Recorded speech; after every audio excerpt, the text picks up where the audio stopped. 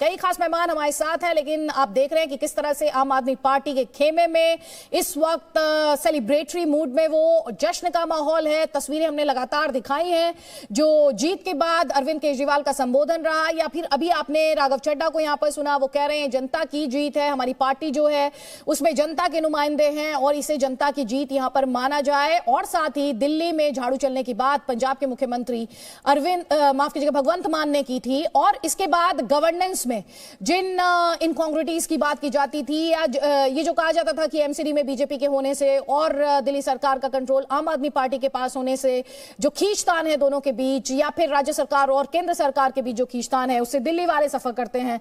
MCD आम आदमी party को देकर जनता ने कम से कम ये स्पष्ट कर दिया है कि वो किसी तरह की खींचतान जो है उसे बिल्कुल चाहिए नहीं। यहां पर आपको स्क्रीन पर कई खास मेहमान दिखाई दे रहे हैं बीजेपी का पक्ष रखने के लिए। यहां हमारे साथ आशीष सूद जी हैं, हमारे साथ आम आदमी पार्टी का पक्ष रखने के लिए जैस्मीन शाह हैं, रॉय तपन भारती हमारे साथ है, पॉलिटिकल एनालिस्ट हैं, और हमारे साथ आपको बता देते हैं कांग्रेस पार्टी से हमारे साथ अजय उपाध्याय जी हैं। आप सभी का बहुत बहुत स्वागत है। आशीष सूद जी, एक कमेंट में यहाँ पर आपका चाहती हूँ, अभी आपने सुना राघव चड्ढा ने कई प्रहार और कई जवाब दिए। उन्होंने ये कहा कि आम आदमी पार्टी को आप तोड़ नहीं सकते, ना विधायक तोड़ पाए ना पार्षद तोड़ पाए। दूसरा, उन्होंने ये कहा कि ये तो आपके भ्रष्टाचार पर प्रहार किया है जनता ने, सत्येंद्र जैन के भ्रष्टाचार पर नहीं।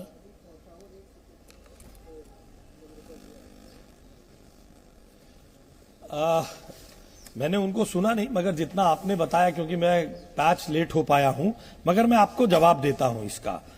देखिए, राघव चड्ढा जी और उनकी पार्टी के लोगों को इसी प्रकार के बयान देने की आदत हो गई है। मैं आपको कुछ आंकड़ा बताता हूं।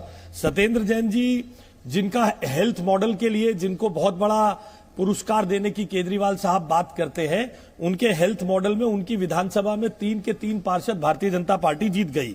मनीष सिसोदिया जी के एजुकेशन मॉडल को पूरे विश्व में न्यूयॉर्क टाइम्स में लिखा जाता है, जिससे चिढ़कर बीजेपी उनके खिलाफ मुकदमा दर्ज करा देती है। उनकी विधानसभा की जनता को समझ नहीं आया वो एजुकेशन मॉडल, और वहां पर मनीष सिसोदिया जी अपने वार्ड की सीटें हार जाते हैं। गोपाल राय जी की 5 में से 3 सीटें, इमरान हुसैन जी की 2 सीटें और कैलाश गहलोत जी की 4 सीटें हार जाते हैं। तो भ्रष्टाचार पे किसके भ्रष्टाचार पर प्रहार हुआ है, ये आंकड़े ये बताते हैं। दरअसल आम आदमी पार्टी विधानसभा में जो 50% से ज्यादा मत लेकर जीती थी, आज केवल 42% मत पर आ गई है। पूरे विश्व की सुधार का वादा अरविंद केजरीवाल जी करते हैं, मगर दिल्ली की जनता को समझा नहीं पा रहे। यहां ये याद रखना जरूरी है कि पिछली बार 182 सीटें भारतीय जनता पार्टी ने ली थी। हम 15 साल के बाद आज कुछ सीटों में कम रह गए हैं। हम इसका इंट्रोस्पेक्शन कर रहे हैं, और देखिए, हम दिल्ली हाथ जोड़कर दिल्ली की जनता का आभार व्यक्त करते हैं, जिसने इतना बड़ा मैंडेट हमको भी दिया है, एक जिम्मेदारी की भूमिका हमको दी है। नहीं तो अरविंद केजरीवाल जी के प्रभाव से तो हम लोगों को 30 सीटों पर समेट दिया गया था। 2 दिन पहले हमारे बस्ते बंद करा दिए गए थे। मैं आपके चैनल के माध्यम से दिल्ली की जनता को इस मैंडेट के लिए और भारतीय जनता पार्टी के कार्यकर्ताओं की जी तोड़ मेहनत के लिए उन सबका आभार व्यक्त करता हूं। ठीक है, जवाब ले लीजिए जैस्मीन शाह। देखिए, पहले तो मैं दिल्ली की जनता का आभार व्यक्त करना चाहता हूं कि आज फिर से उन्होंने एक करिश्मा कर दिखाया है। भाजपा जो देश की सबसे बड़ी पार्टी, सबसे अमीर पार्टी है, और कहते हैं कि एक बार जब भाजपा कहीं पे अपना गढ़ बना लेती है, जैसे गुजरात है, एमपी में, तो फिर उसको खिसकाना मुश्किल हो जाता है। तो यहाँ पे भी 15 साल से इन्होंने अपना एक किला बना रखा था एमसीडी में, और उस किले के अंदर आज फाइनली दिल्ली की जनता ने अरविंद केजरीवाल और आम आदमी पार्टी को एंट्री दे दी है। इस जीत के कई मायने हैं। अब दिल्ली की जो पूरी एडमिनिस्ट्रेशन है आम आदमी पार्टी करेगी, और जो हम कई सालों से जो हमारा सबका एक सपना है कि दिल्ली को देश नहीं दुनिया का नंबर 1 शहर बनाना चाहिए, उस दिशा में हम काम कर पाएंगे। हमारे हिसाब से बहुत बड़ी जिम्मेदारी दी है दिल्ली के लोगों ने, और इसके लिए हम उनके आभारी हैं। ठीक है, जल्दी से एक कमेंट यहाँ पर अजय जी मैं आपका चाहती हूँ। कांग्रेस पार्टी के लिहाज से बहुत ही डिसअपॉइंटिंग, चाहे वो सीटों के लिहाज से बात करें या फिर बात करें वोट शेयर के लिहाज से भी, करीब 10% का जो वोट शेयर है वो आपके हाथ से खिसक गया। अदिति जी ठीक कह रही हैं आप। अपेक्षा के अनुरूप कांग्रेस पार्टी को जनता का समर्थन नहीं मिला है और हम निराश हैं, लेकिन हताश नहीं है। आम आदमी पार्टी को जीत की शुभकामना देते हैं और आशीष सूद जी को भी शुभकामना देते हैं। कम से कम जनता, दिल्ली की जनता जो है, एमसीडी की जनता, इनसे मुक्ति ली, कूड़ा और कर्ज से इन्होंने मुक्ति नहीं दी। अब आसमीन भाई को ये देने के लिए जनता ने इशारा किया है। निश्चित तौर पे आशा है कि भ्रष्टाचार मुक्त, प्रदूषण मुक्त, कर्ज मुक्त और कूड़ा मुक्त दिल्ली देने का काम करेंगे। और इसमें जहां सहयोग कांग्रेस पार्टी की जरूरत पड़ेगी, हम सहयोग भी करेंगे और जनता के मुद्दों को जनसंघर्ष के माध्यम से लगातार उठाएंगे। जनता के दिलों में, दिल्ली के जनता के दिलों में हम फिर से प्रयास करेंगे उनके उद्देश्यों के, उनके हितों के लिए काम करें। 2013 से हम लगातार ये सुन रहे हैं। 2013 में मुझे याद है राहुल गांधी आए थे, उन्होंने ये कहा था कि हम जो प्रोफेशनल्स हैं, पार्टी आत्ममंथन करेगी, जो बड़े प्रोफेशनल्स हैं हम जनता के बीच जाएंगे, उन्हें पार्टी के साथ जोड़ेंगे। 2022 में हम आ गए हैं और ये जो जाहिर तौर पर ये जो तस्वीरें, और यहाँ पर मैं एक मजबूत डेमोक्रेसी की बात कर रही हूँ जिसमें जो वोटर है उसके पास विकल्पों की कोई कमी नहीं होनी चाहिए, तो क्या उस लिहाज से बहुत ही डिसअपॉइंटिंग नहीं है? अदिति जी, आप एक बुद्धिजीवी हैं, पत्रकार हैं और आपकी बात को मैं सहर्ष स्वीकारता हूं। जनता के जो आशीर्वाद हैं उसको भी स्वीकारते हैं और हमें निश्चित तौर पे काम करने की जरूरत है और ज्यादा।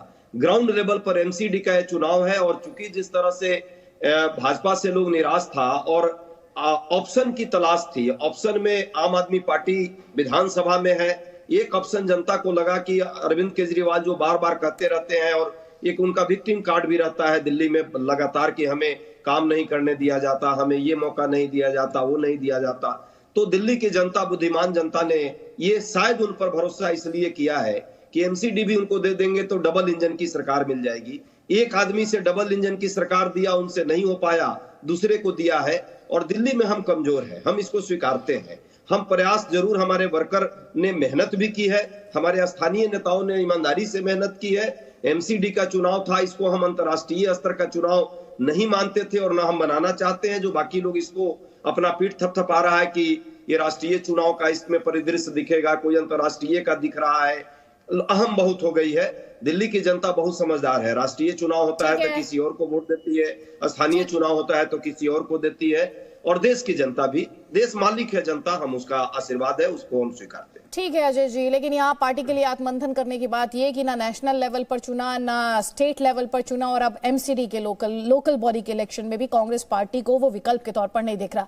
रोहित अपन भारती जी, फाइनल रिजल्ट्स आउट है, मेजॉरिटी मार्क आम आदमी पार्टी क्रॉस कर गई, आराम से क्रॉस कर गई, 134 सीटें उन्होंने निकाल ली। इसके अलावा बीजेपी, जिसे कहा जा रहा था एक तरफा मुकाबला होगा आम आदमी पार्टी के फेवर में, बीजेपी भी सेंचुरी का मार्क क्रॉस करने में यहां पर कामयाब हो गई। और अब इस तरह के स्टेटमेंट्स आ रहे कि चंडीगढ़ में भी तो बीजेपी का मेयर है और यहां पर एंटी डिफेक्शन लॉ भी नहीं लगता है। तो क्या ये तस्वीर मेयर को लेकर, क्या आप इस तस्वीर को बदलने की संभावनाएं भी देखते हैं?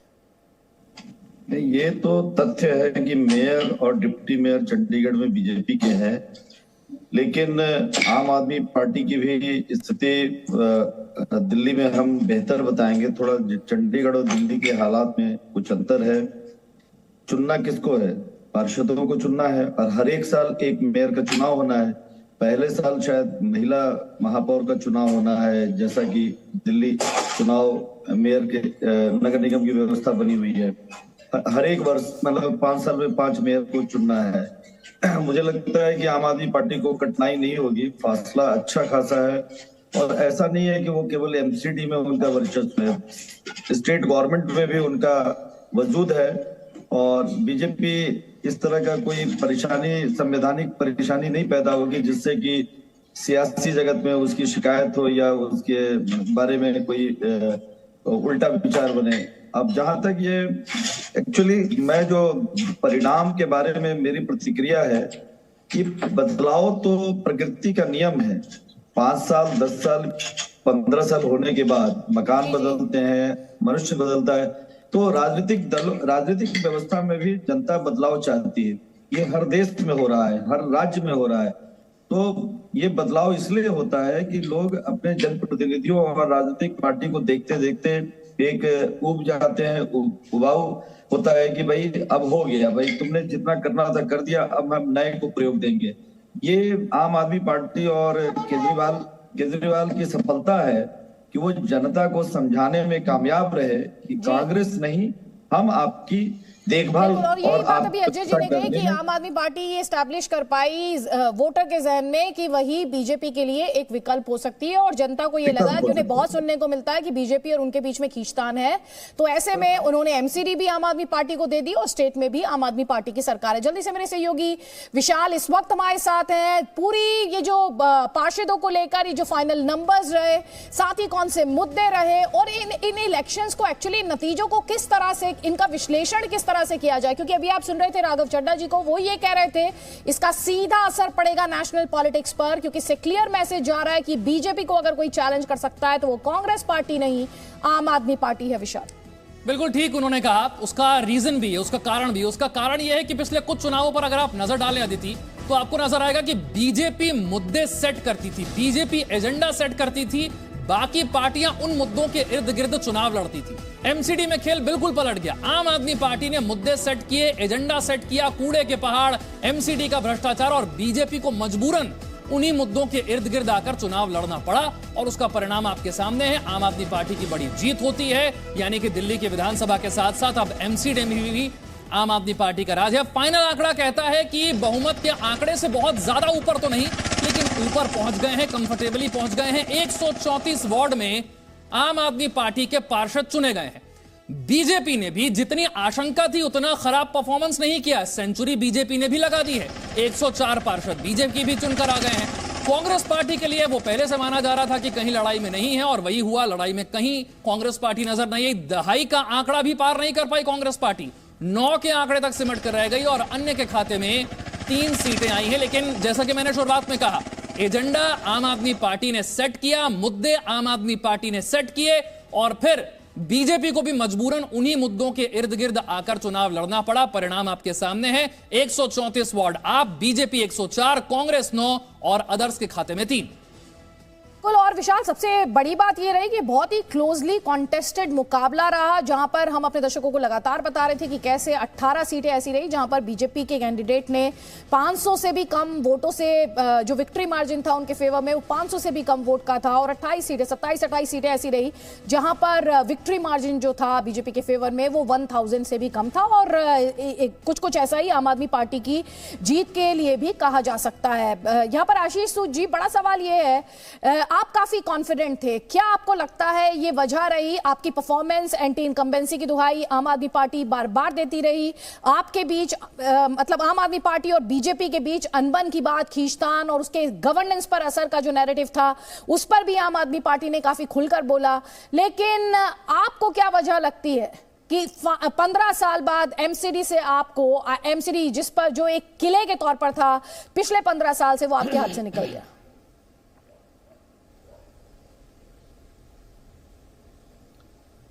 देखिए, मैं इस बात को बहुत शालीनता से स्वीकार करता हूं कि ये नंबर्स में हम जरूर कम हो गए हैं, और डेमोक्रेसी में तो 49-51 का ही खेल है। 51 वाला प्रशासन को चलाता है और 49 वाला बाहर रहता है, और हम बाहर रह के आम आदमी पार्टी अपने वादों की जवाबदेही के प्रति जनता के साथ जवाबदेह रहे, इसकी चिंता करेंगे।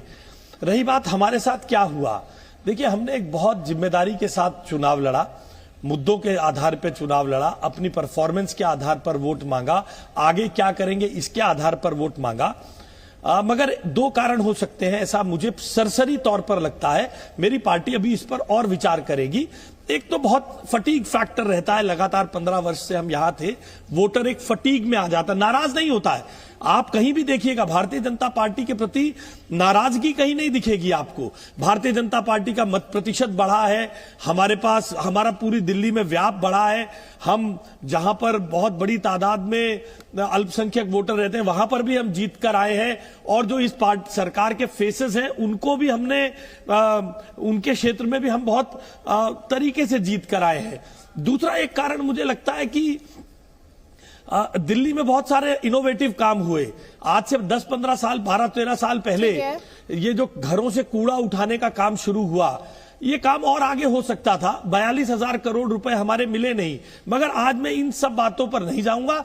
आम आदमी पार्टी को एक मैंडेट मिला है, उस मैंडेट में उन्होंने जनता के प्रति जो जवाबदेही की बातें कही है, हम एक जिम्मेदार पार्टी की तरह उस बात को पूरा करने का, उसके पीछे एक खड़े होकर उनकी जवाबदेही सुनिश्चित करवाएंगे। उन्होंने जो जो बातें कही हैं, मिनी पार्षद बनाने की बात, 5 साल में कूड़ा रहित करने की बात, ऐसे जो भी उन्होंने स्ट्रे एनिमल्स की बात, उन सबको पूरा करवाने के लिए उनके साथ खड़े हैं। जिन पर इस वक्त बात हो रही है, मेयर को लेकर बीजेपी की उम्मीदें कायम है। ये जो ट्वीट्स आ रहे हैं, इसमें क्या, इनके क्या मायने निकाले जाए? ये सवाल आप गलत नहीं, सुनिए, ये सवाल आप गलत आदमी से पूछ रही हैं। देखिए, किसी भारतीय जनता पार्टी का पार्षद, अभी चुनाव के नतीजे नोटिफाई होंगे, चुनाव के नतीजे नोटिफाई होने के बाद पार्षद दल नियुक्त होगा, पार्षद दल अपने निर्णय स्वयं करेगा। आज इसके संदर्भ में कोई बात करना, तो कोई बात दिखती ही नहीं ना। हम 104 हैं, वो 134 है। आज क्यों बात करनी है? आज तो हम शालीनता से उनके मिले मैंडेट को स्वीकार करते हैं। जनता ने हमें जो आशीर्वाद दिया है। थोड़ी देर पहले आशीष सूद ये कह रहे थे कि आपको तो चिंतन करना चाहिए, आत्ममंथन करना चाहिए कि असेंबली इलेक्शंस के मुकाबले आपका वोट शेयर जो है वो कम हुआ है। हालांकि एमसीडी के मुकाबले आपने वोट शेयर गेन किया है 17% का। अदिति, आई थिंक सारे लोग जानते हैं कि हर चुनाव का अपना एक डायनेमिक होता है। अगर ये असेंबली से तुलना करें तो मैं लोकसभा से तुलना करूंगा कि लोकसभा चुनाव के बाद दिल्ली में असेंबली के चुनाव हुए और आपका वोट प्रतिशत एकदम कम हो गया है। इसका मतलब क्या है कि मोदी जी से लोग नाराज हो गए तुरंत। तो हर चुनाव अलग होता है। ये स्थानीय मुद्दे पे लड़ा जाता है, जो कॉर्पोरेटर का चुनाव है। और इसमें जो तुलना करनी चाहिए कि लास्ट टाइम इनकी 180 से ज्यादा सीटें आई थी, सीधा 100 पे दिल्ली की जनता लेके आई। तो मतलब ये नाराजगी नहीं है तो और क्या है? 15 साल लोगों ने आपको समय दिया था, ना ही आपने स्कूल ठीक किए, ना ही अस्पताल ठीक करी, गली मोहल्ले की जो सड़कें हैं वो नहीं ठीक करी। तो ये सारी चीजें अभी मेरे ख्याल से बंद हो जानी चाहिए। अभी हमें मिलजुल कर, और मैं स्वागत करता हूं इनकी टिप्पणी का कि वो दिल्ली, ये एमसीडी में जो आम आदमी पार्टी की सरकार बन रही है, उसके साथ मिलकर दिल्ली को साफ सुथरा सुंदर बनाएंगे। जो जो चीजें हमने वादे करे थे, हमें इनके कॉर्पोरेटर्स का भी सहयोग चाहिए। ऐसा नहीं है कि इनके 104 पार्षद के इलाकों में हम काम नहीं करेंगे, हम बढ़ चढ़कर काम करेंगे, लेकिन सहयोग के साथ काम करें। दिल्ली देश की राजधानी है। अब चुनाव खत्म हो गए हैं, पॉलिटिक्स को साइड में छोड़ते हैं और दिल्ली को दुनिया का अव्वल शहर बनाने की जो विजन अरविंद केजरीवाल जी ने आगे रखा है, उसको हम पूरा करें। यही मेरी ठीक है। आशीष सूद जी, आपको जवाब देना चाह रहे हैं, उनका जवाब ले लें आप। जी, इन्होंने बहुत अच्छी बात कही, स्थानीय मुद्दों पे चुनाव लड़ा जाता है। तो मैंने अपनी ओपनिंग रिमार्क्स में यही कहा था, स्थानीय मुद्दों पे चुनाव लड़ा गया। जिस शिक्षा मॉडल की बात करते हैं, उस महान शिक्षा मंत्री जिसकी तारीफ न्यूयॉर्क टाइम्स तो करता है, मगर उसकी क्षेत्र की जनता नहीं करती है। जिसको भारत रत्न मिलना चाहिए हेल्थ के मॉडल के लिए, उस हेल्थ मिनिस्टर की तारीफ अरविंद केजरीवाल जी तो भारत रत्न के लिए करते हैं, मगर उसकी जनता उसको स्वीकार नहीं करती है। मैं केवल इतना कहना चाह रहा हूं। मैं देखिए मैंने आपको टोका नहीं था, चुनाव खत्म हो चुका है। देखिए ये आपके दर्द को बयान कर रहा है। मैंने बीच में बोला नहीं ना आपको, मैंने आपको बीच में टोका नहीं ना। अभी तो 104 पार्षदों का सहयोग लेने की बात कर रहे थे। अभी आप में इतनी कुव्वत नहीं है कि आप थोड़ी आलोचना सुन पाए। थोड़ा पेशेंस रखना सीखिए। ये जो आप दोहरा चरित्र दिखाते हैं ना, जो दोहरा चरित्र आप दिखाते हैं, वो शोभा नहीं देता। आपने कहा लोकल मुद्दों पे, मैं आपको लोकल मुद्दों पे ही तो ला रहा हूं। नहीं तो बताइए, मैं आपको आईना दिखा रहा हूं। आपकी सरकार का फेस है आतिशी मरलीना। 2000 स्कूल है। आतिशी मरलीना अपनी वार्ड को क्यों नहीं जिता पाई? क्यों नहीं जिता पाई? अरे भाई, हम 15 साल आपने बर्बाद कर दिया एमटीडी के स्कूलों का। उसका जवाब दीजिए। पहले सवाल पूछने से पहले आपको 15 साल जो आपने दिल्ली के छोटे छोटे बच्चों की जिंदगी बर्बाद करी है, मैं अदिति जी को बोलता हूँ, अदिति जी कूड़ा करके उसका जवाब दीजिए। जनता अपना फैसला सुना चुकी है। प्लीज जैस्मिन शाह और आशीष सूद जी, अभी नतीजे आए हैं। आप लोग, मैं सुबह से ही देख रही हूँ, अभी भी वो जो कैंपेन मोड है, अभी भी सारी पार्टीज जो है वो उसी मोड में है। सर, जनता फैसला सुना चुकी है। आशीष जी, जैस्मिन शाह की पार्टी के फेवर में फैसला सुनाया है। बीजेपी ने जबरदस्त फाइट की है 15 सालों तक शासन के बावजूद। तो तमाम पहलुओं पर यहाँ पर बात हो रही है। आप दोनों बहस में ये भी कहते हैं हम साथ मिलकर आगे बढ़ेंगे, और फिर यहाँ पर तू में भी स्टार्ट हो जाती है। तो आशीष जी ये सवाल पूछ रहे जैस्मिन शाह कि आपके जिस मॉडल को अंतर्राष्ट्रीय मंचों पर सराहा जाता है उसे लोकल क्षेत्र में ही जनता जो है उसका सपोर्ट नहीं मिलता। अभी वो आतिशी जी के एक क्षेत्र में ये कह रहे हैं कि वो आम आदमी पार्टी को नहीं जिता पाई, ये सवाल उठा रहे हैं वो। देखिए ये एमएलए का मैं वापस वही कहूंगा, तो आपके जितने भी लोकसभा सांसद थे अगर उनके एरिया में अगर वार्ड हारे तो क्या उनको इस्तीफा दे देना चाहिए? मतलब ये लॉजिक ही मुझे समझ में नहीं आ रहा है कि एमएलए की जिम्मेदारी ये कॉर्पोरेटर का चुनाव है। उनकी बात पूरी होने दीजिए, मैं आपको मंच दे दूंगी। नहीं एक साथ आप बोलेंगे तो दिक्कत होगी मुझे, मैं इस तरह से बहस नहीं कर पाऊंगी। आशीष जी इंतजार कीजिए, उनकी बात पूरी हो जाने दीजिए, मैं आपको मंच दे दूंगी। जब ये बोल रहे थे तब आपने इनको कहा नहीं सर, मैं सबको इंटरप्ट करती हूँ, आप ये बात नहीं कह सकते सर, ये बात आप नहीं कह सकते। मैं सबको इंटरप्ट करती हूँ क्योंकि मैं बहस करती हूँ दर्शकों के लिए, मैं बहस अपने लिए पैनलिस्ट के लिए नहीं करती। तो प्लीज जैस्मिन शाह 30 सेकंड से बात पूरी कर लीजिए, उसके बाद आशीष सूद जवाब दीजिएगा। बिल्कुल, देखिए ये कहना कि ये एमएलए की यहां से सीटें नहीं जीती, उस एमएलए के, मतलब ये ध्यान भटकाने वाली चीज है। नेट आज जो सबसे बड़ी न्यूज है कि दिल्ली वालों ने 15 साल के भाजपा के कुशासन के बाद पूर्ण बहुमत से सेफ मार्जिन से आम आदमी पार्टी को जिताया है। अरविंद केजरीवाल जी के जितने वादे दिए थे, जितनी गारंटियां दी थी कि दिल्ली में कूड़े के पहाड़ हटाएंगे, वहां की शिक्षा, स्वास्थ्य, 2000 प्राइमरी स्कूल आते हैं एमसीडी के अंदर, कभी भी भाजपा ने उसकी बात नहीं करी। तो दिल्ली वालों को काम चाहिए, काम की राजनीति चाहिए, एक ईमानदार सरकार चाहिए। एमसीडी का मतलब मोस्ट करप्ट डिपार्टमेंट नहीं चाहिए, और इसी कारण आज आम आदमी पार्टी को एक मौका मिला है। मैं कह रहा हूं ये जिम्मेदारी वाली चीज है और हम पूरी मेहनत से इस जिम्मेदारी पे खरा उतरेंगे। बिल्कुल, आशीष जी जवाब दीजिए। अब वो कह रहे हैं कि आप भटकाने की बात क्यों कर रहे हैं? देखिए नहीं, हम भटका नहीं रहे हैं। देखिए स्थानीय मुद्दों की बात हो रही है। अब मैं चुनाव खत्म हो चुका, इसलिए इन बातों का अर्थ नहीं है। मैं आपको बताता हूं, दिल्ली में 2 स्कूलों की बात होती है जब भी किसी को दिखाए जाते हैं, राउज एवेन्यू और विनोद नगर। इसके अलावा मैं आज आपके माध्यम से इनको चुनौती देता हूं, अभी आपके पत्रकारों के साथ जाएं, नगर निगम के किसी स्कूल में चले जाएं। दिल्ली सरकार से बढ़िया बिल्डिंग आज हम छोड़ के जा रहे हैं। दिल्ली सरकार से बढ़िया इंफ्रास्ट्रक्चर, बढ़िया टीचर, बढ़िया प्रिंसिपल्स के साथ स्कूल दे रहे हैं। क्योंकि 40,000 करोड़ रुपए जो नगर निगम के आपने देने थे, आप केवल देश में ऐसा स्थानीय निकाय सरकार है जो अपने स्थानीय निकाय से पैसे के लिए लड़ती है। वो 42,000 करोड़ रुपए दिल्ली की जनता के लिए ना खर्च के आपने अपने राज्यों में चुनाव के लिए एम्बेजल किए हैं। वक्त उसका भी फैसला करवाएगा, मगर आप ये कहकर बच नहीं सकते कि एक और तो चर्चा करते स्थानीय मुद्दों की है, लगा रहे हैं चुनाव प्रचार में खर्चे के लिए।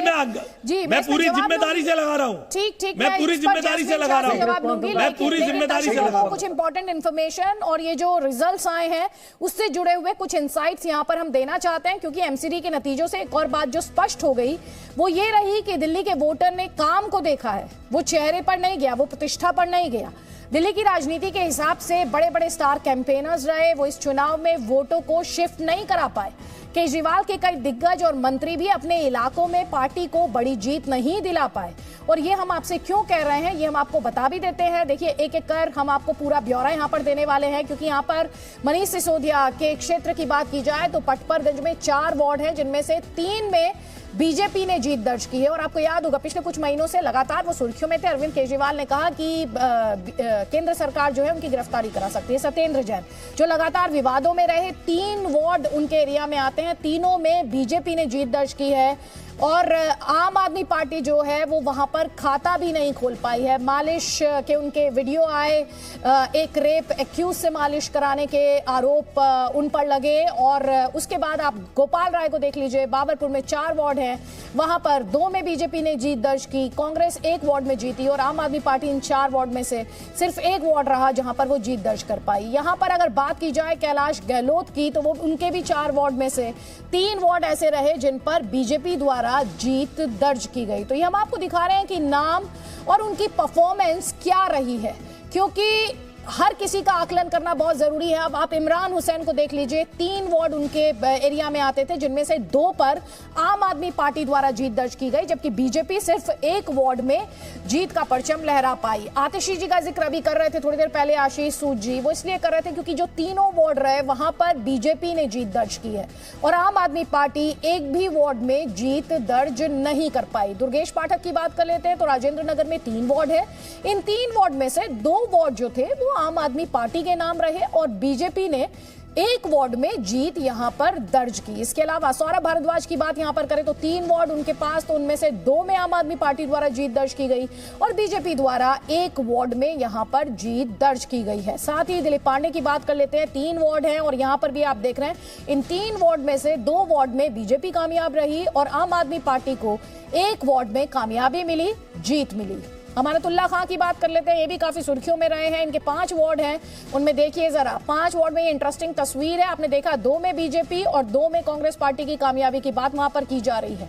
तो ये तो रही जो हम बात कर रहे थे कि एमएलए की परफॉर्मेंस कैसी रही। अब लोकसभा क्षेत्रों के हिसाब से भी इस परफॉर्मेंस को देखना बहुत ज्यादा जरूरी हो जाता है, क्योंकि आपने बीजेपी की कैंपेन में यह भी देखा कि कई केंद्रीय मंत्री वहां पर पहुंचे कैंपेन करने के लिए, बड़े बड़े नेताओं को मैदान में उतारा बीजेपी द्वारा और बीजेपी की स्ट्रैटेजी रही है। बीजेपी बार बार ये बात कहती है कि उसके लिए इलेक्शन है, चाहे वो नेशनल लेवल का इलेक्शन हो या फिर लोकल बॉडीज का इलेक्शन हो।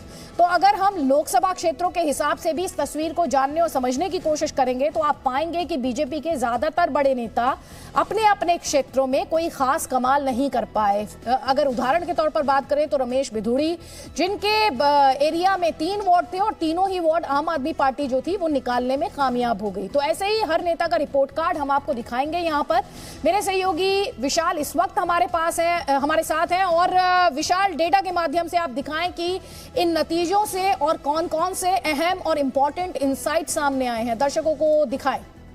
बिल्कुल, कौन से सांसद के क्षेत्र में परफॉर्मेंस क्या रही, कौन से विधायक के क्षेत्र के परफॉर्मेंस क्या रही और दिल्ली सरकार के मंत्री क्या कमाल दिखा पाए या नहीं दिखा पाए, इसी को लेकर चर्चा चल रही है।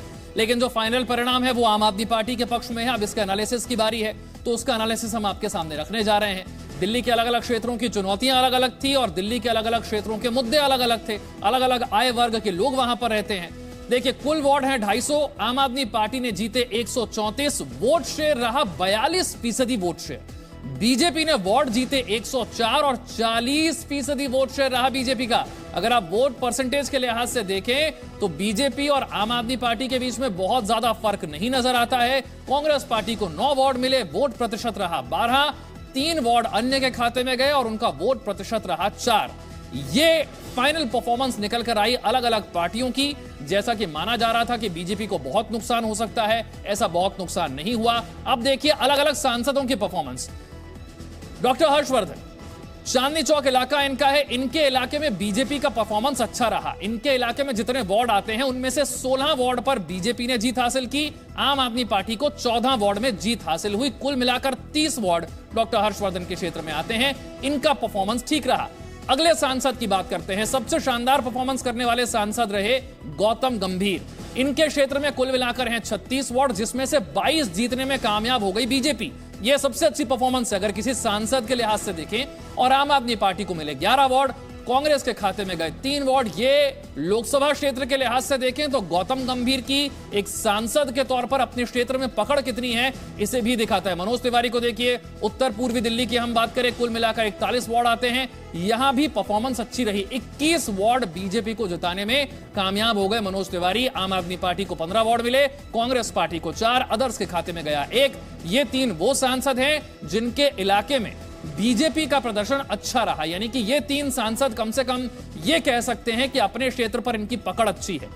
जो अच्छा नहीं कर पाए उनमें मीनाक्षी लेखी हैं। 25 वार्ड इनके एरिया में आते हैं, जिनमें से सिर्फ 5 में ये बीजेपी को जीत दिलाने में कामयाब हो पाई और 20 वार्ड यहां पर आम आदमी पार्टी इनके इलाके में ले गई। यानी कि लोकसभा क्षेत्र के लिहाज से देखें तो यह बीजेपी के लिए बेहद खराब प्रदर्शन रहा। अगले सांसद की बात करते हैं, अगले एरिया की बात करते हैं, उत्तर पश्चिम दिल्ली। उत्तर पश्चिम दिल्ली में आते हैं 42 वार्ड, जिसमें से बीजेपी के खाते में सिर्फ 14 आए। यहां पर आम आदमी पार्टी 26 वार्ड दे गई, कांग्रेस के खाते में 1 आया, अदर्स के खाते में 1 आया। यानी कि उत्तर पश्चिम दिल्ली में भी आपका परफॉर्मेंस लाजवाब रहा।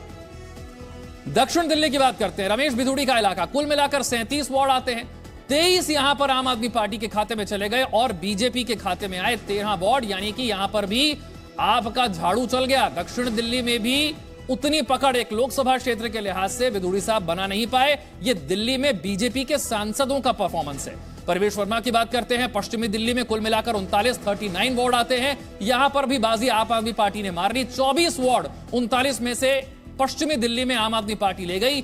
13 वार्ड आए बीजेपी के खाते में, कांग्रेस के खाते में एक, अदर्स के खाते में एक। ये लोकसभा क्षेत्र के लिहाज से आप देख रहे हैं अलग अलग सांसदों का परफॉर्मेंस। वोट शेयर के लिहाज से देखिए, 2020 से शुरुआत कीजिए। एमसीडी में 2020 में बीजेपी का वोट प्रतिशत था 36.8 और ये 2022 के एमसीडी में हो गया 39। आम आदमी पार्टी को सिर्फ 26% वोट मिले थे और उसके बाद देखिए वो पहुंच गई 42% पर, यानी कि बहुत जबरदस्त इजाफा हुआ। लेकिन अगर विधानसभा के लिहाज से देखें तो आम आदमी पार्टी को घाटा हुआ है, क्योंकि विधानसभा में 53.5% वोट शेयर आम आदमी पार्टी का था, वो एमसीडी में कुछ घटा है और 42% हो गया है। लेकिन बीजेपी के लिए ओवरऑल इतना नुकसान नहीं हुआ है। हाँ, पिछली बार के एमसीडी से आम आदमी पार्टी को फायदा है, लेकिन विधानसभा से अगर आप तुलना करें तो थोड़ा नुकसान यहां पर नजर आता है।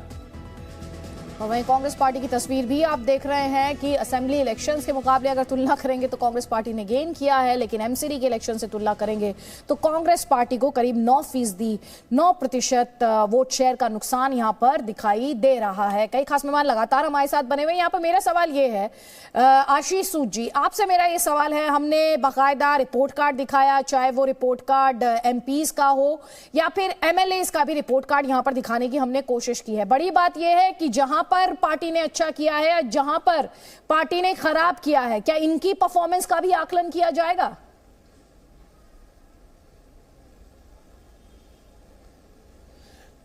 देखिए, पार्टी तो चुनाव के पूरे नतीजों का सेल्फ इंट्रोस्पेक्शन तो करेगी ही। कहां हमसे चूक हुई, अच्छा काम करने के बावजूद कहां कहां क्या चूक रह गई है, उसका इंट्रोस्पेक्शन तो हम करेंगे ही। और हम अपने हर जिम्मेदार ओहदेदार का भी इंट्रोस्पेक्शन आपस में करते ही है। हमारे यहाँ तो कोई वन मैन पार्टी नहीं है ना साहब, जिसने निर्णय कर दिया। यहाँ एक कलेक्टिव लीडरशिप से पार्टी चलती है, हम सब मिल बैठकर इसका सब चर्चा करते ही है, हमारी प्रोसेस है ये। यहाँ पर अजय जी ये कह रहे हैं वन मैन पार्टी नहीं है, हमारे यहाँ कलेक्टिव रिस्पॉन्सिबिलिटी से पार्टी चलती है और सबकी अकाउंटेबिलिटी फिक्स की जाती है। किस पर तंज कर रहे थे आप? मुस्कुरा रहे हैं, समझ ही गए होंगे। ये आम आदमी पार्टी के व्यक्ति के बारे में बोल रहे थे। आशीष भाई का बड़ा प्रेम है आम आदमी पार्टी के, अरविंद जी से। लेकिन 2-3 बातें जल्दी से मैं अदिति जी कहना चाहूंगा। चुनाव आज हो गया है, जनता ने जो आशीर्वाद दिया है, जनता ने जो आशीर्वाद दिया है, हम सबको उसको सिरोधार करना चाहिए। आम आदमी पार्टी की जीत हुई है, उसको हमें शुभकामना भी हम दे रहे हैं और उनके साथ दिल्ली के जनता का कल्याण जो भी काम में निहित रहेगा हम सब लोग समर्थन करें। 2-3 बातें साथ में है। लिंटर माफियाओं का दिल्ली में रियल बात है, गठजोड़ है, साम्राज्य है, कम से कम उससे मुक्ति मिलनी चाहिए। चाहे आम आदमी पार्टी की सरकार अब बन गई है एमसीडी में या पहले आशीष भाई की थी, हम सबको मिलकर इस पर लड़ाई लड़नी होगी। सफाई कर्मचारियों का अस्थायीकरण का प्रश्न पहले से भी है और आज भी है, इसको जरूर आम आदमी पार्टी को करना चाहिए अस्थायी, क्योंकि वो समाज के सबसे नीचे के वर्ग से जुड़े लोग हैं और डीटीसी में भी ये नहीं हो पाया, इसलिए संदेह है। तीसरी बात, हवा, पानी, शहर, समाज और राजनीति, ये पांचों प्रदूषित हुए हैं पिछले कुछ चुनावों के दरमियान। मुझे लगता है कि अब उस प्रदूषण से मुक्ति दिल्ली की और देश को चाहिए। हम जो रेवड़ी कल्चर बेवजह पैदा किए पड़े हैं उससे भी मुक्ति चाहिए, क्योंकि ये दूरगामी लोकतंत्र के हित में नहीं है। हो सकता है तत्कालिक लाभ हमें या आम आदमी पार्टी को या कभी आशीष भाई को मिल जाए, भाजपा को, लेकिन राजनीति के दृष्टिकोण से लाभ हम ले ले, देश के दृष्टिकोण से यह लाभप्रद नहीं है। इन मुद्दों पर एक समन्वित नीति बनाने की जरूरत है। एमसीडी का चुनाव है, इसको एमसीडी के हिसाब से ही प्रोग्रेस और उसके सफलता और असफलता के दृष्टिकोण से हम देखें, इसको हम राष्ट्रीय और अंतर्राष्ट्रीय राजनीति के परिप्रेक्ष्य में ना देखें, तभी जाकर के दिल्ली में एमसीडी के सुधार की बात होगी। नहीं तो सभी लोग अहंकार में आ जाएंगे। जैस्मिन शाह, अभी आपने देखा कि कैसे अरविंद केजरीवाल पर बीजेपी और कांग्रेस पार्टी दोनों ही तंज कर रहे थे। वो कह रहे एक आदमी, एक व्यक्ति नहीं है, यहां पर कलेक्टिव रिस्पॉन्सिबिलिटी की बात की जाती है बीजेपी में। देखिए, ये सही बात कर रहे हैं कि मेरे ख्याल से वो अपने हिसाब से बोल रहे हैं, क्योंकि उनको पता है कि वहां पे सारी चीजें मोदी जी के पास जाती हैं। अगर उनको नगर निगम का भी चुनाव लड़ना होता है तो फिर नरेंद्र मोदी जी की तस्वीर डालते हैं, और साथ साथ मुख्यमंत्री उन्होंने उतारे हैं दिल्ली में। अगर इतना कलेक्टिव होता तो आप अपने कार्यकर्ता के बलबूते पे जीतते। चलिए, ये पुरानी बात होगी। मैं केवल आज फ्यूचर की बात करने आया हूं। नगर निगम का चुनाव हुआ है, और ये इसको राष्ट्रीय पॉलिटिक्स से क्यों जोड़ना चाहिए, मैं पहले साफ कर दूं। क्योंकि यहाँ पे दिल्ली की जनता बीजेपी से उब चुकी थी, उनके भ्रष्टाचार से, उनके कुशासन से और इनकी नेगेटिव पॉलिटिक्स से। कभी भी इन्होंने कामों की चर्चा नहीं की, केवल बहाने मारे। तो ये देश की जनता के एक संकेत देता है कि बीजेपी को चैलेंज करने वाला केवल आज की तारीख में आम आदमी पार्टी रह गई है। कांग्रेस का बहुत पुरानी हिस्ट्री है दिल्ली में, बीजेपी की भी बहुत पुरानी हिस्ट्री। हम तो केवल 10 साल की छोटी सी पार्टी है, बहुत छोटे आम लोग हैं, पढ़े लिखे लोग हैं, आम लोग हैं, लेकिन दिल्ली की जनता ने हम पर विश्वास किया है। और हमें उम्मीद है दिल्ली की जनता ने आप पर विश्वास किया है। दिल्ली के मुख्यमंत्री अरविंद केजरीवाल ने जीत के बाद क्या कहा, वो सुन लीजिए आप। मेरे पास बहुत लोग आते हैं, बड़े बड़े नेता, कई सालों के नेता, पुरानी पार्टियों वाले, सब कहते हैं केजरीवाल जी आप जो करते हो इससे वोट नहीं मिलते। वोट लेने के लिए, राजनीति करने के लिए थोड़ा सा गाली गलौज करनी पड़ती है, तू मैं करनी पड़ती है। मैं आज आप सब लोगों को कहना चाहता हूं, हम गाली गलौज करने नहीं आए। हम शरीफों की पार्टी है, हम अच्छे लोगों की पार्टी है। जब भी कोई आम आदमी पार्टी वाले को देखे तो उसके मन में श्रद्धा जागनी चाहिए, उसके मन में एक रेस्पेक्ट होनी चाहिए, आम आदमी पार्टी वाला है। हमें कोई कितना भी उकसाए, हमें गाली गलौज नहीं करना। और आज के बाद से मैं सभी पार्टियों का भी सहयोग की अपेक्षा करता हूं कि हम सारी पार्टियों को साथ लेके चलेंगे। जिन लोगों ने हमें वोट दिया उनका बहुत बहुत शुक्रिया। जिन्होंने वोट नहीं दिया उनको मैं कहना चाहता हूं, पहले आपके काम कराएंगे फिर दूसरों के काम कराएंगे।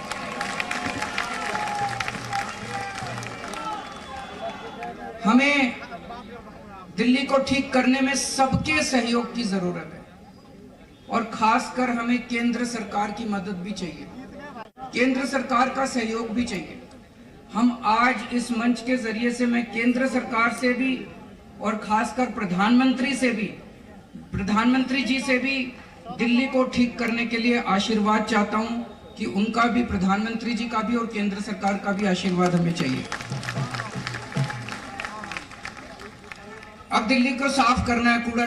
तो यहाँ पर दिल्ली के मुख्यमंत्री अरविंद केजरीवाल को आप सुन रहे हैं, वो कह रहे हैं कि अब राजनीति का वक्त खत्म हो गया है। काम की बात वो यहाँ पर लगातार कर रहे हैं, सबको साथ लेकर चलने की बात कर रहे हैं, और कह रहे हैं जिन्होंने हमारे लिए वोट नहीं किया वहां उन तक राहत सबसे पहले पहुंचाई जाएगी, उनके लिए काम सबसे पहले किया जाएगा। सेलिब्रेशन की तस्वीरें, जश्न की तस्वीरें लगातार आई हैं, कई खास मेहमान लगातार हमारे साथ हैं। आम आदमी पार्टी के समर्थक जो है वो किस तरह से सेलिब्रेट कर रहे हैं, झूम रहे हैं, वो आप इन तस्वीरों में देख सकते हैं। मेरे सहयोगी विशाल कालरा हमारे साथ हैं, क्योंकि कुल मिलाकर राजनीति नंबर का गेम है, और नंबर्स आप जी न्यूज के टॉप स्क्रीन पर देख पा रहे हैं, स्क्रीन के टॉप पर देख पा रहे हैं, और इन नंबर्स का विश्लेषण भी हम लगातार कर रहे हैं। विशाल, हमारे दर्शकों को जिन्होंने ये ब्रॉडकास्ट अभी ज्वाइन किया है, एक बार फिर से इन नंबर्स के बारे में बताएं, और कैसी परफॉर्मेंस रही है आम आदमी पार्टी के एमएलएस की भी और साथ ही बीजेपी के एमपीज की भी, क्योंकि ये परीक्षा थी दोनों की ही।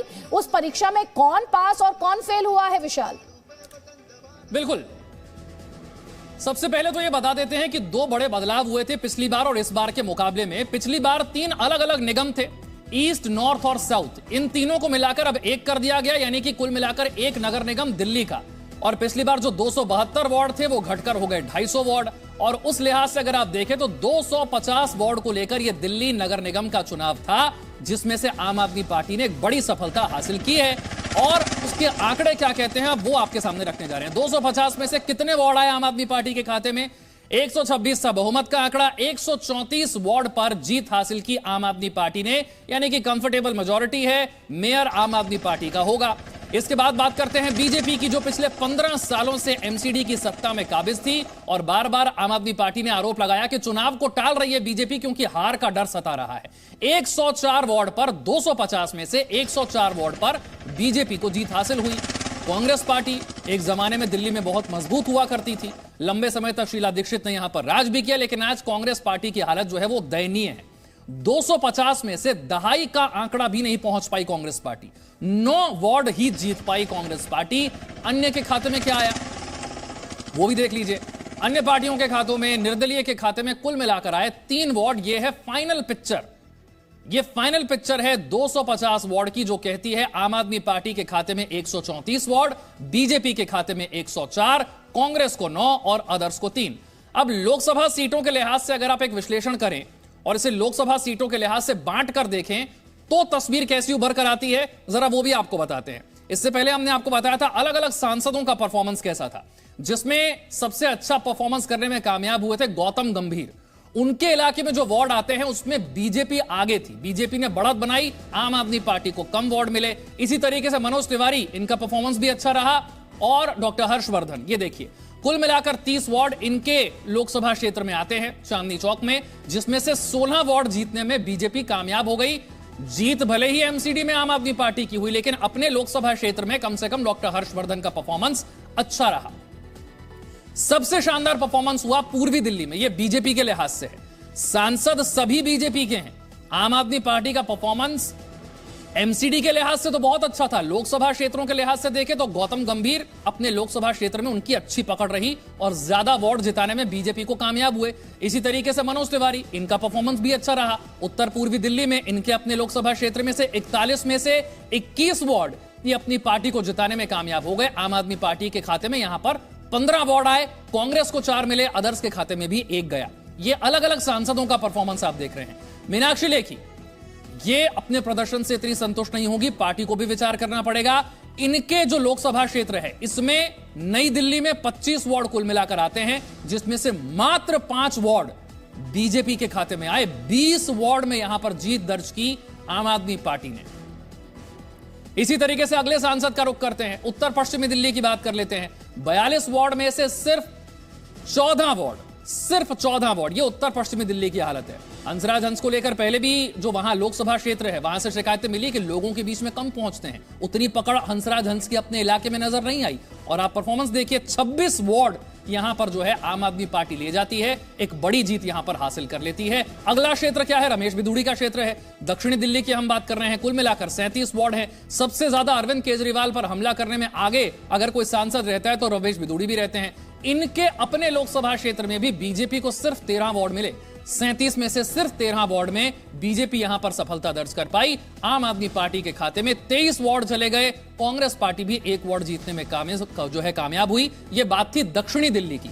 पश्चिमी दिल्ली की बात कर लीजिए, परवेश वर्मा 39 वार्ड कुल मिलाकर इनके लोकसभा क्षेत्र में आते हैं। पश्चिमी दिल्ली का एरिया, यहां पर 39 में से सिर्फ 13 वार्ड में बीजेपी को जीत मिली, जबकि 24 वार्ड ले गई आम आदमी पार्टी। कांग्रेस के खाते में भी 1 आया, अदर्स के खाते में भी 1 आया। यह तस्वीर थी पश्चिमी दिल्ली के लोकसभा क्षेत्रों के लिहाज से अगर आप देखें तो यह परफॉर्मेंस था। वोट शेयर के लिहाज से अगर आप देखें, विधानसभा चुनाव जो कि हाल ही में हुआ था, 2020 की हम बात कर रहे हैं, वहां पर बीजेपी का वोट शेयर था 38.5, 38.5, तो वो पहुंच गया 39 पर, यानी कि ज्यादा परिवर्तन नहीं आया। लेकिन आम आदमी पार्टी का वोट शेयर कम हो गया, 53.5 से घटकर 42। लेकिन अगर पिछले एमसीडी से देखें तो वोट शेयर काफी बढ़ गया। लोकसभा इलेक्शन, असेंबली इलेक्शन और लोकल बॉडी के इलेक्शंस की तुलना कर सकते हैं, क्योंकि ऐसे में बीजेपी के एमपीज पर भी सवाल उठेंगे। और इस बड़ी जीत के बाद अरविंद केजरीवाल आए और उन्होंने ये कहा, आई लव यू दिल्ली, और उन्होंने कहा वो सबको साथ लेकर चलेंगे। I love you too. जितने कैंडिडेट्स जीते हैं उन सब लोगों को बहुत बहुत बधाई। आम आदमी पार्टी वाले जो जीते हैं उनको भी बधाई, भारतीय जनता पार्टी वाले जो जीते हैं उनको भी बधाई, कांग्रेस वाले जो जीते हैं उनको भी बधाई, निर्दलीय जो जीते हैं उनको भी बधाई, और जो हारे हैं उनसे मैं निवेदन करना चाहता हूं कि मायूस मत होना, दिल्ली को ठीक करने में हम आपका भी सहयोग लेंगे।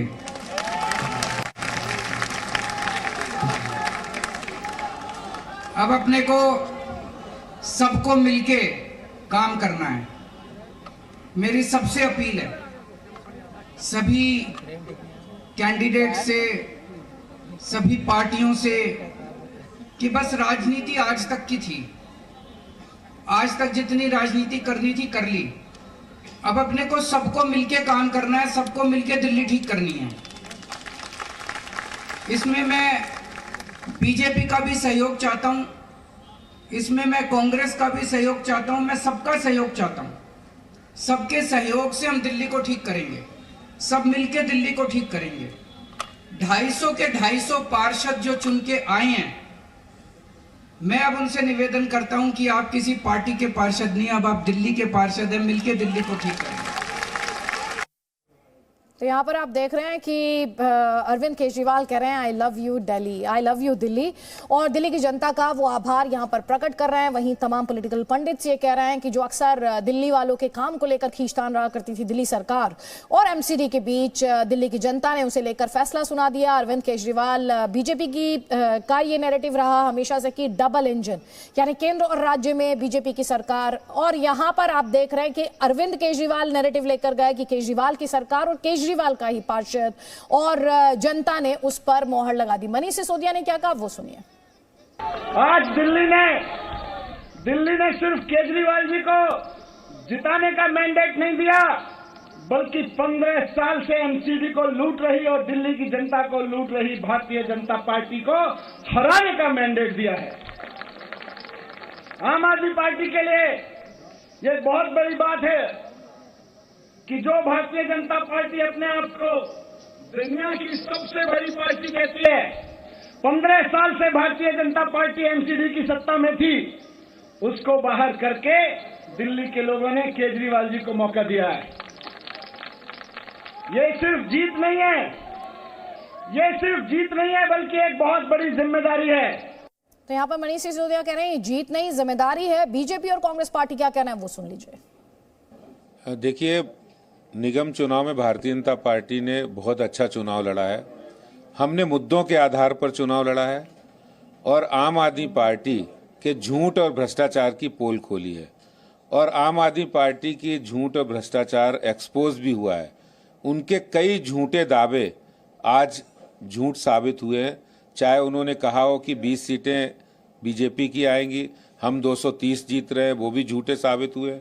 और जिस तरह नेक टू नेक फाइट हुई है, देखिए चुनाव है, रिजल्ट कुछ भी हो सकता है, लेकिन हमने 15 साल के एमसीडी में सत्ता के बावजूद दिल्ली की जनता ने हमें वोट दिया है, हमें समर्थन दिया है, और हम भारतीय जनता पार्टी को लार्जली उन्होंने सपोर्ट किया है। जिस कांग्रेस ने पूरी दिल्ली के स्वरूप को बदला, शीला दीक्षित जी ने 15 वर्षों में जिस तरह से वर्ल्ड क्लास सिटी की तरफ इसको डाइवर्ट किया, और उसके बाद 15 साल का भ्रष्टाचार बीजेपी का, और जिस तरह से आम आदमी पार्टी ने 3-3 महीने, आज पॉल्यूशन का लेवल क्या है, यमुना साफ हुई कि नहीं हुई, लेकिन मुझे लगता है तमाम मुद्दों पर दिल्ली की जनता शायद कहीं ना कहीं इन लोगों ने, दोनों पार्टियों ने अपने विज्ञापनों से उसको कहीं ना कहीं वंचित किया कि वो असली मुद्दों पर वोट करे। और जिस तरह का माहौल रहा, एक तरफ था वो कह रहा था कि मैं दिल्ली का बेटा हूँ, मैंने फ्री दिया, दूसरी तरफ पार्टी कह रही थी कि हम हिंदू हैं। इसके अलावा कॉरपोरेशन में कोई मुद्दा ही नहीं चल पाया। मुझे ऐसा लगता है दिल्ली की जनता ने बहुत चिंतन और मनन से वोट दिया होगा, हम ऐसा मानते हैं, और जो भी फैसला उन्होंने किया है दिल्ली की जनता ने, हम उसका सर झुकाकर स्वीकार करते हैं। तो ये कह रहे हैं कि दिल्ली की जनता जो थी आम आदमी पार्टी और बीजेपी के जो प्रचार था उससे इन्फ्लुएंस हो गई, उससे प्रभावित हो गई। लेकिन ये याद दिलाते हुए कि लोकतंत्र में जनता जनार्दन है और पॉलिटिकल पार्टीज के पास पूरे हक भी होता है, उनकी जिम्मेदारी भी होती है कि वो जनता के बीच जाएं, अपनी बात रखें, अपनी बातों से जनता को कन्विंस करें, और वो चॉइस हर पॉलिटिकल पार्टी के पास भारत के लोकतंत्र में हमेशा से रही है।